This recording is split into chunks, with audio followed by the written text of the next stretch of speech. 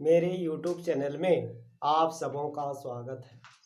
मैं हेमंत कुमार आज general competition का जिसमें मैं एरिया करा रहा था उसी का सेकंड वीडियो लेके आया हूँ।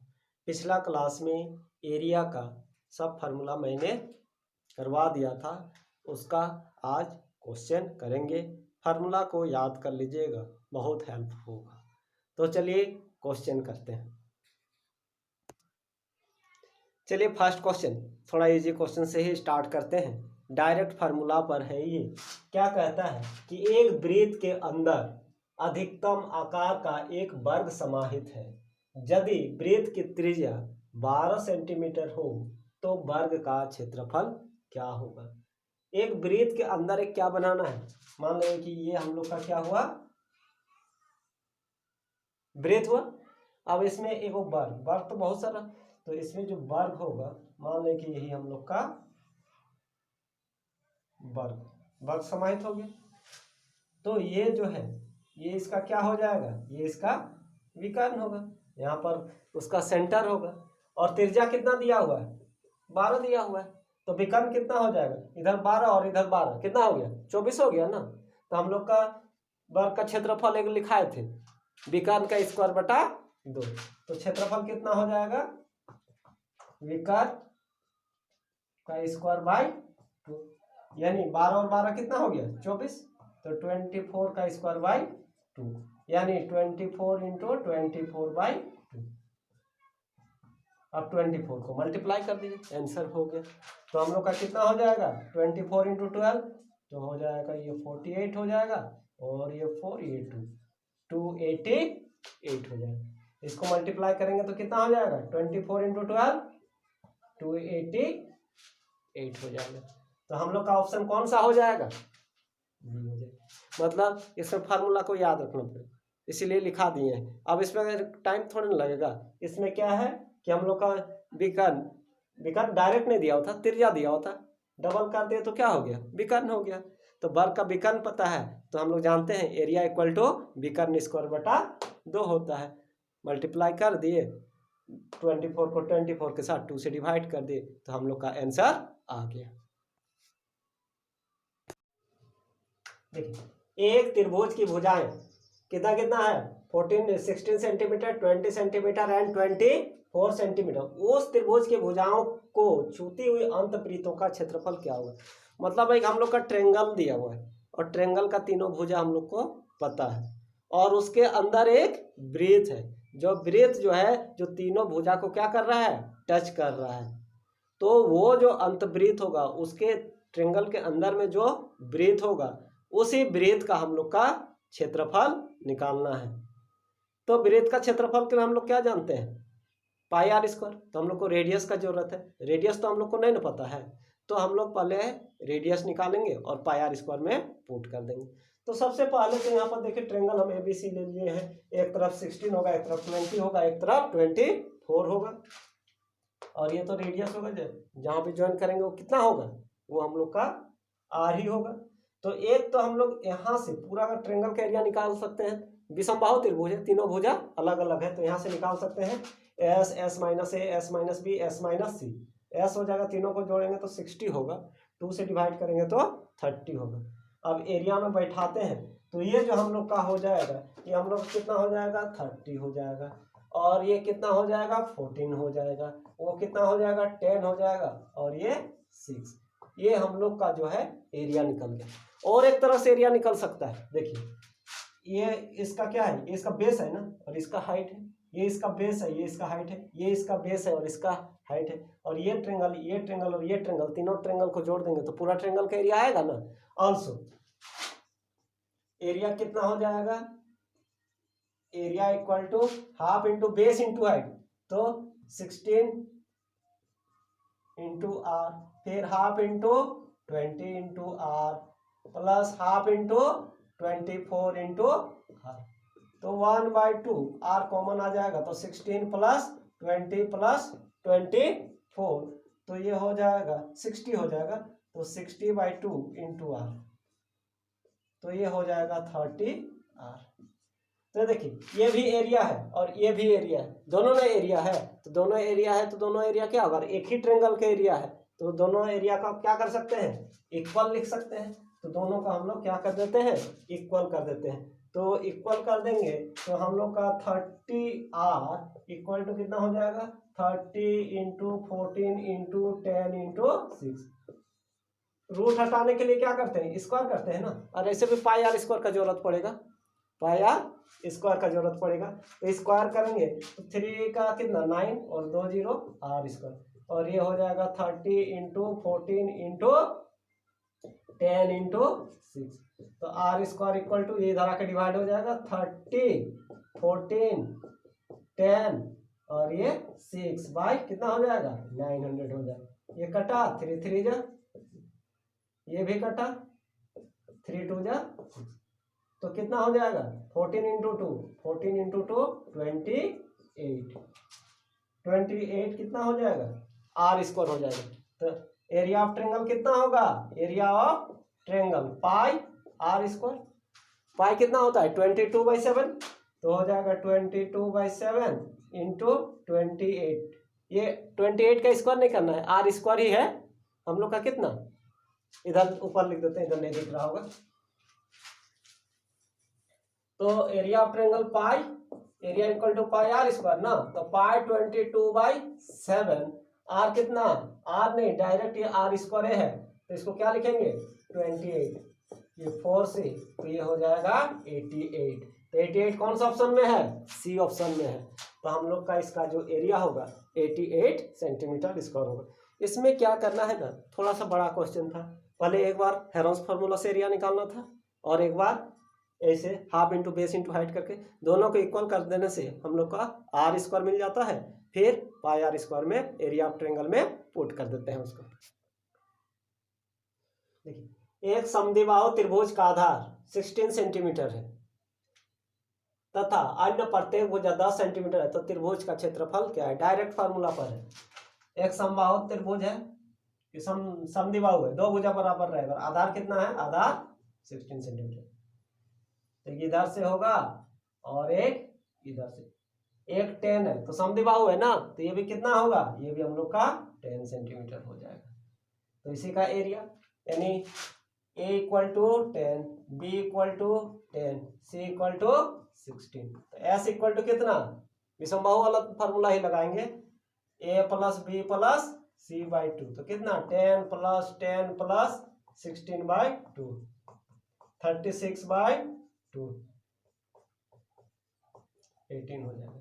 तो area equal to s minus a s minus b s minus c का अंडर, तो ये हो गया 18 हो गया, और ये कितना 18 माइनस 10, 18 माइनस 10, 18 माइनस 16, तो हो जाएगा 18, ये कितना 8 और ये कितना 2 हो जाएगा। देखिए 2 8 का तो एक 8 निकल गया, और ये 36 ना, 36 का कितना होता है 6, तो ये हो गया 48 सेंटीमीटर स्क्वायर। इसमें नहीं, एक नहीं दिया होता, लेकिन समद्विबाहु तो लिखा हुआ है ना, इसलिए वो भुजा कितना हो जाएगा, वो 10, आधार वाला नहीं होगा, उधर ऊपर वाला वो 10, तो वो भी 10 ही होगा।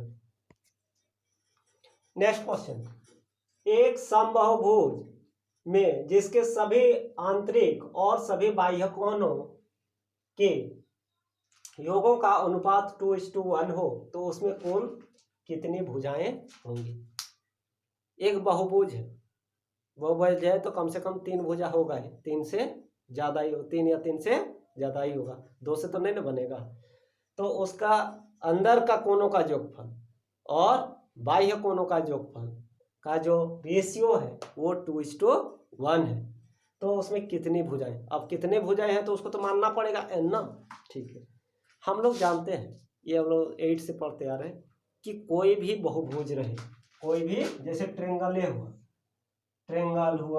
क्वाड्रिलेटरल हो, बहुभुज के बाह्य कोणों का जो कोण जो है ना वो फिक्स रहता है, वो कितना होता है 360 होता है। करके देख लीजिएगा, जैसे ये इक्वल इधर यदि 60 होगा तो इधर 120 होगा, इधर यदि 60 होगा तो इधर 120 होगा, ऐसे करके मतलब हम लोग का बहुभुज के बाह्य कोणों का योग वो फिक्स होता है कितना, 360 डिग्री। चाहे उसमें 4 भुजा रहे, 5 भुजा रहे, 10 भुजा रहे, कितना भुजा रहे, उसका कितना है, उसका फिक्स है 360 डिग्री। लेकिन अंत कोणों का योग जो है ना बदलेगा। जैसे त्रिभुज होता है तो त्रिभुज होता है तो कितना होता है, 180 होता है। चतुर्भुज होता है तो कितना होता है, 360 होता है। तो उसका फॉर्मूला है बहुभुज के अंत कोणों का योगफल। बहुभुज के अंत कोणों का योगफल, ये क्या होता है हम लोग का, ऐसे याद n-2 into 180, n is greater than और इक्वल टू 3 होता है। यही कंडीशन देखिए, n equal to greater than, जैसे 2 में तो बहुभुज बनेगा नहीं, कम से कम 3 चाहिए तब जाके हम लोग का ट्रायंगल बनता है। तो 3 जैसे होगा तो 3 - 1 ना 3 - 2 1, मतलब 180 डिग्री होता है कि नहीं, 180 डिग्री होता है। अच्छा, 4 भुजा लीजिएगा तो क्या बनेगा, चतुर्भुज बनेगा। चतुर्भुज का आपको पता है ना 360 होता है। तो 4 बैठाइएगा तो 4 में 2 घटाइएगा तो 2 ना बचेगा, 2 तो 18 दूना 36, 360। ऐसे करके 5 का निकाल सकते हैं, 4 का निकाल सकते हैं, सबका निकाल सकते हैं। ये हम लोग का फॉर्मूला हुआ अंत कोणों का योगफल।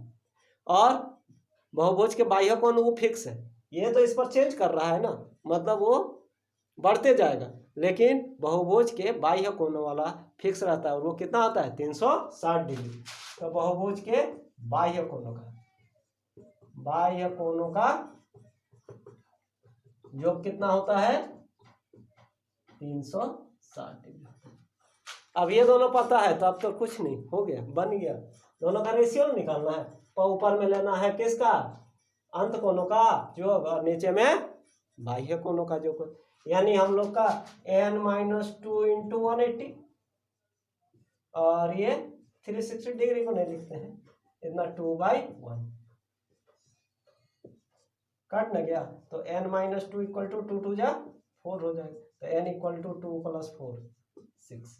कहाँ 6 है, ये 6 है। कितना बड़ा है, छोटा सा तो है, छोटा सा ही है ना। लेकिन इसके लिए अंत कोण को याद रखना पड़ेगा और बाह्य कोण का।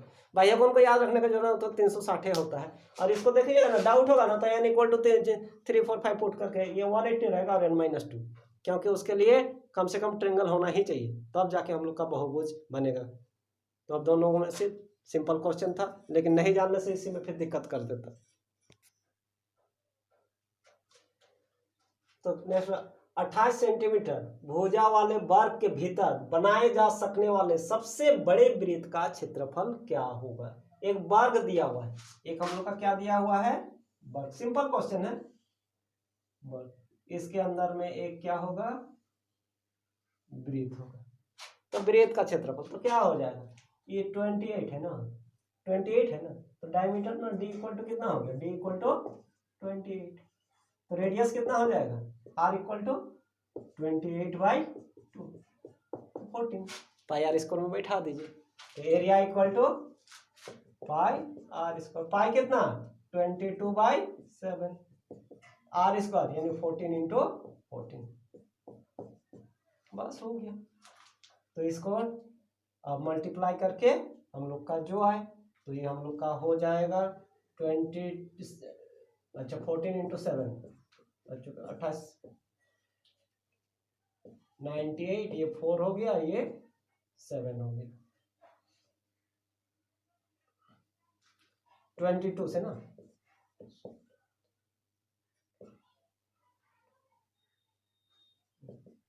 वन 9।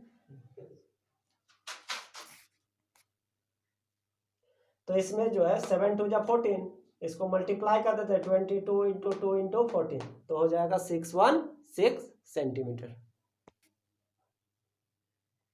ठीक है, क्वेश्चन। एक वृत्त का क्षेत्रफल दिया हुआ है, एरिया दिया हुआ है, वृत्त के भीतर अधिकतम आकार के वर्ग का क्षेत्रफल क्या होगा। इस टाइप का क्वेश्चन बहुत इंपॉर्टेंट होता है, जैसे वर्ग के अंदर वृत्त, वृत्त के अंदर वर्ग, इस टाइप का। तो हम लोग का क्या होगा, एक सर्कल है, इसके अंदर एक क्या है, एक स्क्वायर। इस स्क्वायर का हम लोग का एरिया निकालना। तो ये तो हम लोग का डायमीटर इसका क्या हो जाएगा, ये इसका विकर्ण, किसका, वर्ग का विकर्ण और उसका सर्कल का डायमीटर दोनों क्या होगा, सेम होगा। तो वृत्त का क्षेत्रफल कितना होता है, area of a triangle pi r square, और इतना बराबर कितना दिया हुआ है 220 ना, 220 पाई कितना 22/7 into r square equal to 220। तो आर स्क्वायर इक्वल टू 220, 7 ऊपर चल जाएगा 22 नीचे आएगा, 10 टाइम्स में ये 70 हो जाएगा, 70 हम लोग का क्या हो जाएगा आर स्क्वायर हो जाएगा। अच्छा, लेकिन हम लोग वर्ग का क्षेत्रफल क्या जानते हैं, एरिया ऑफ ए स्क्वायर, वर्ग विकर्ण का, वर्ग का क्षेत्रफल विकर्ण स्क्वायर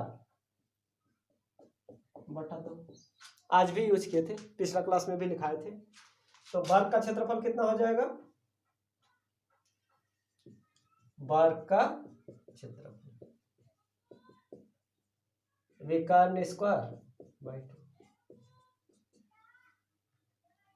विकर्ण ना, तो ये तो हम लोग का क्या, ये सब आधे ना निकला है, तो इसको हम लोग क्या लिख सकते हैं, इसको हम लोग d/2 लिख सकते हैं।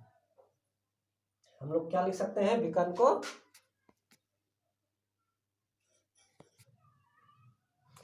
तो हम लोग का वर्ग का क्षेत्रफल विकर्ण स्क्वायर बाय 2 होता है, तो विकर्ण चाहिए ना, और हम लोग किसके टर्म में, आर के टर्म में, तो हम लोग जानते हैं d इक्वल टू 2r होता है ना, तो r इक्वल टू कितना हो जाएगा d/2 होगा, तो यहां से निकाल सकते हैं, तो आर स्क्वायर इक्वल टू कितना हो जाएगा d/2 का स्क्वायर, और इतना इक्वल टू कितना है 70 ना, तो d square by 4 equal to 70, तो हम लोग का d स्क्वायर इक्वल टू कितना हो जाएगा 4 7 जा 28, 280 हो जाएगा। तो यहाँ पर हम लोग का d स्क्वायर कितना हो जाएगा 280 हो जाएगा, स्क्वायर में ही है बाई 2, तो हो जाएगा 140 है किसी में, ये तो इसमें, तो हो जाएगा 140 सेंटीमीटर स्क्वायर। तो ये भी फार्मूला पर, इसलिए देखिए इसका बहुत यूज हो रहा है वर्ग का विकर्ण का एरिया के लिए। ऐसे हम लोग तो वर्ग का क्षेत्रफल जानते हैं भुजा स्क्वायर, लेकिन विकर्ण वाला भी 2-3 क्वेश्चन में अभी यूज हुआ, आगे भी होगा। नेक्स्ट क्वेश्चन, एक गोलाकार क्षेत्र, कोई एक गोलाकार है और एक वर्गाकार क्षेत्र की परिमाप समान है या परिधि समान है, मतलब सरकमफेरेंस इसका इक्वल हो गया। यदि वर्गाकार क्षेत्रफल 484 मीटर स्क्वायर हो तो गोलाकार का क्षेत्रफल क्या होगा। मान लेते हैं एक वर्गाकार है, एक वर्गाकार है और एक क्या है गोलाकार, तो इसका जो परिधि और इसका वो दोनों हम लोग का समान है। इसका एरिया हम लोग का पता है 484, तो दोनों को समान है तो उसी का हम लोग यूज करेंगे। इसका रेडियस नहीं पता है, इसका रेडियस नहीं, इसका साइड भी नहीं पता है, लेकिन पता कर सकते हैं। तो वर्ग का क्षेत्रफल, वर्ग का क्षेत्रफल कितना है, क्षेत्रफल बराबर 48, तो इसका भुजा कितना हो जाएगा अंडर रूट क्षेत्रफल 484, साइड स्क्वायर होता है ना, तो ये 22 मीटर हो जाएगा। अच्छा, अब दोनों का परिमाप को सेम करते हैं, तो इसका कितना होता है 4 इंटू साइड, 4 इंटू साइड, और इसका कितना होता है 2 पाई आर, उसमें तो कुछ भी नहीं पता है 2 पाई आर, तो हम लोग का पाई कितना 22/7, तो ये हो जाएगा 88, 2 इंटू 22/7, तो 88, ये 7 ऊपर जाएगा और ये 44 नीचे आ जाएगा, तो r इक्वल टू कितना हो गया 14 सेंटीमीटर में है तो 14 मीटर। तो इसका एरिया कितना होगा, एरिया इक्वल टू गोलाकार का पाई आर स्क्वायर, तो 22/7 14 इंटू 14, एक बार और आया था ये 22 इंटू, तो हो जाएगा 616 मीटर स्क्वायर होगा।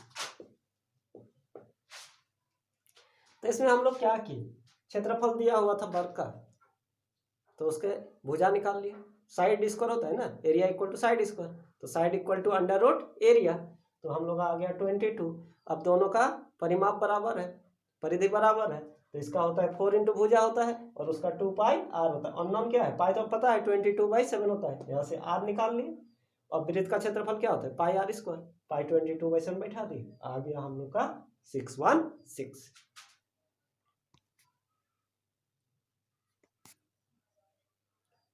ये सिंपल क्वेश्चन है लेकिन इंपॉर्टेंट क्वेश्चन है। देखिए क्या कहता है, यदि दो वर्गों के क्षेत्रफलों में 9:1 का अनुपात है तो उसके परिमाप में क्या अनुपात होगा, मतलब क्षेत्रफल का अनुपात है। एक छोटा वर्ग है और एक, तो इसमें जो है इसका और इसका, तो इसका यदि हम लोग के एरिया को हम लोग ले लेते हैं, कैपिटल है उसका स्मॉल है, तो अंडर रूट कर देते हैं तो हम लोग का क्या निकलता है, साइड निकलता है। तो 9 का अंडर रूट और 1 का अंडर रूट कितना हो जाएगा, 3:1। क्षेत्रफल का अंडर रूट करते हैं तो हम लोग क्या निकलते हैं, साइड ना। तो अगर यदि क्षेत्रफल का अनुपात अगर यदि हम लोग का क्या है 9:1 है, तो उसका साइड का जो अनुपात होगा वो किस रेशियो में होगा, 3:1 के रेशियो में। और परिमाप क्या होगा, परिमाप 4 से गुना करने से हम लोग का परिमाप निकलता है, तो 4 तो कट ना जाएगा, तो इसलिए यही रहेगा। मतलब जो उसका भुजा में जो अनुपात होगा परिमाप में भी वही अनुपात होगा। इसलिए होगा क्योंकि उसको जब 4 से गुना करेंगे तो उसको भी तो 4 से गुना करना पड़ेगा, इसीलिए। तो इसलिए इसका जो भुजाओं का अनुपात होगा वही हम लोग का परिमाप का भी। देखिए इसमें कहते हैं एक रस्सी में बछड़ा बंधा हुआ है, 12 मीटर से बढ़ाकर 23 मीटर कर दी गई। रस्सी को बढ़ाकर, पहले 12 मीटर था उसको बढ़ा के 23 मीटर कर दी गई। अतिरिक्त कितने घास जो क्षेत्र को यह चर सकेगा, मतलब पहले जो है ना बछड़ा बंधा हुआ था इतना में कितना 12 मीटर में। अब ये रस्सी को लंबा करके कितना कर दिया, लंबा करके इतना कर दिया, मतलब ये 23 कर दिया ना, 23 मीटर। तो पहले तो इतना में तो ये चल ही रहा था, एक्स्ट्रा किसमें चल रहा है, ये वाला में ना, ये वाला में चल रहा है, यही ना एक्स्ट्रा चलेगा। तो पूरा का एरिया में इसका एरिया को माइनस कर देंगे, तो हम लोग का एरिया कितना हो जाए, जितना में वो एक्स्ट्रा एरिया चल पाएगा वो कितना हो जाएगा, पाई। बड़ा वाला को कैपिटल आर ले लेते हैं और छोटा वाला को स्मॉल आर ले लेते हैं। तो पूरा एरिया में से ये एरिया को माइनस कर रहे हैं, यानी पाई कॉमन आ जाएगा, r square minus r square, यानी पाई कितना 23 का स्क्वायर, और वो कितना है 12 है ना, तो 12 का स्क्वायर। तो इसको स्क्वायर करने का जरूरत नहीं है, ये फार्मूला लगा देंगे ए स्क्वायर माइनस बी स्क्वायर का, ए माइनस बी ए प्लस बी, तो हो जाएगा 23 माइनस 12 ए माइनस बी, और 23 प्लस 12 हो जाएगा, तो हो जाएगा 22/7, ये हो जाएगा 1, और ये हो जाएगा 5, और ये हो जाएगा 7 से कट जाएगा ना, तो कितना हो जाएगा 22 इंटू 55, इधर लिख देते हैं 22 इंटू 55। अब इसको मल्टीप्लाई कर दीजिए तो कितना हो जाएगा, 5 2 जा 55 को 22 से ना, तो ये हो जाएगा 110, फिर हो जाएगा 110, तो हो जाएगा 1210, यानी कितना हो जाएगा 1210 मीटर स्क्वायर में वो एक्स्ट्रा चलेगा।